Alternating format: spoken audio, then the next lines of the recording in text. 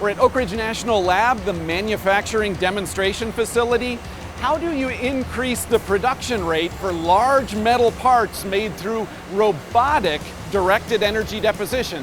Answer, add more robots. Multiple robots working in coordinated motion to produce a single part working together. This is the Medusa system. Uses 3 robots working at once to make large parts quickly, large metal 3D printed tooling, large parts that might otherwise be cast.